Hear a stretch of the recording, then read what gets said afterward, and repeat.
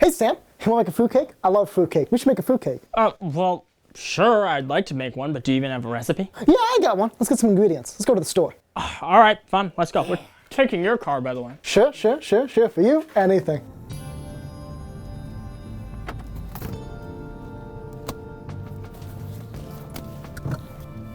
All right, so fruitcake. Right.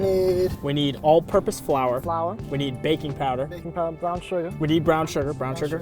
And baking soda. Baking and soda. I think sour cream. Sour cream. Wait, it's on the list. It's we have on the the list. list. So we we got should a be. list. We're set. Okay, perfect. All good things come on a list. We got a list. We're set. All right, let's do Let's this. fruitcake. Let's fruitcake.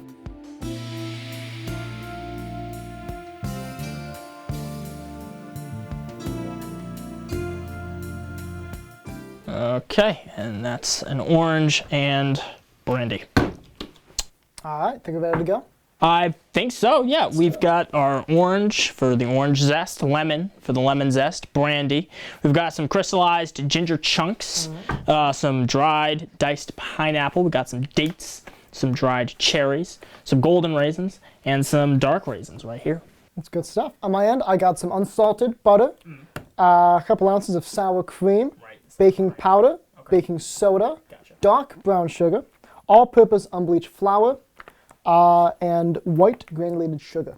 Okay, sweet. Nice. Anything else? Oh yeah, and an egg. So how do you make a fruitcake? Good question. Let's call Mama G.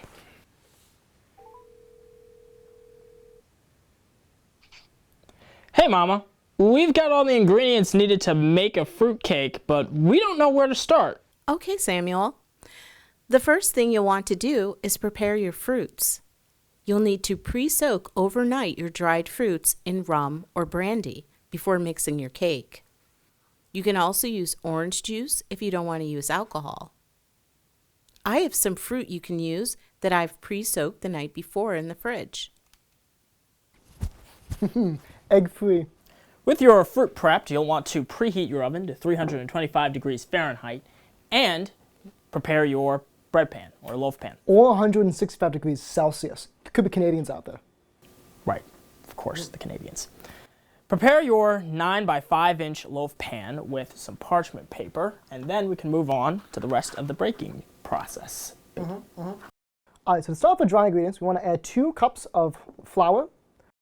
We're going to add a teaspoon of baking soda, and along with it, a half teaspoon of baking powder,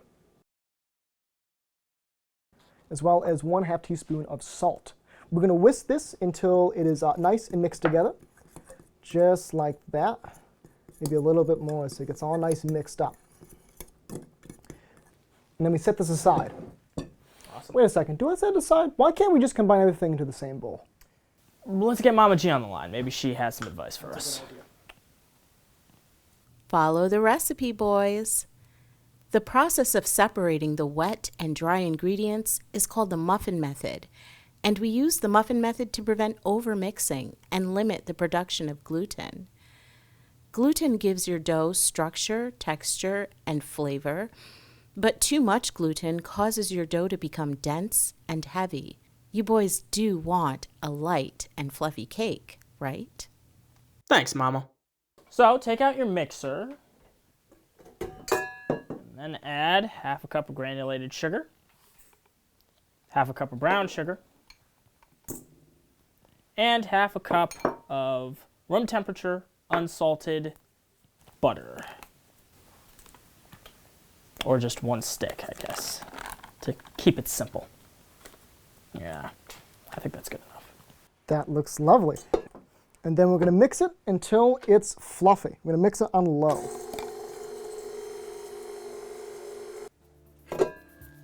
It should look like this, nice and fluffy. Then add 1/2 cup of sour cream. And then continue to mix until incorporated.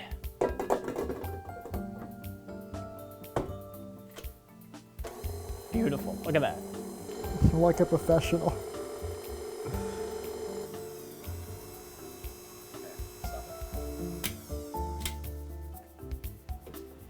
And 1 large egg.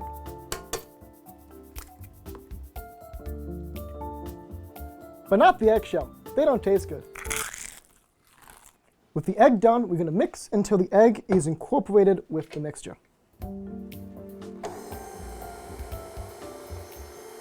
Add 1 tablespoon of lemon zest and 1 tablespoon of orange zest to your mix until combined.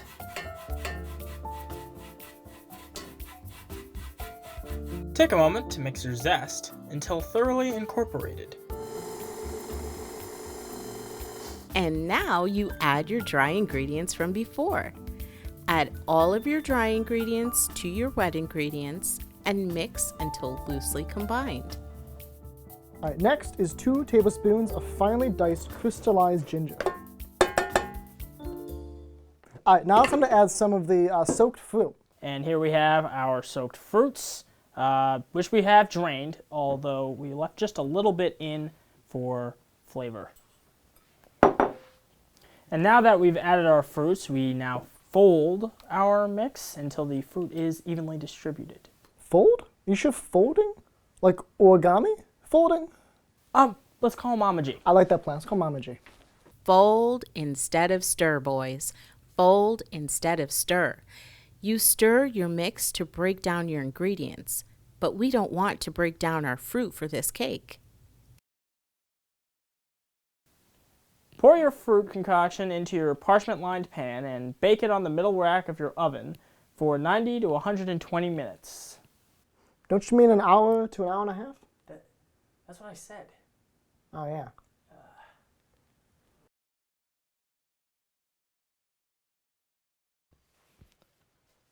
At 90 minutes, test the moisture with a toothpick.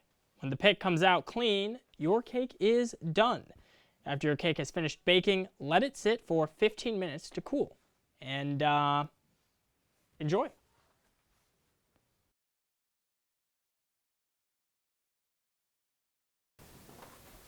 And like that, you have a perfect brandy fruitcake ready for the holiday season. Wow. It's been...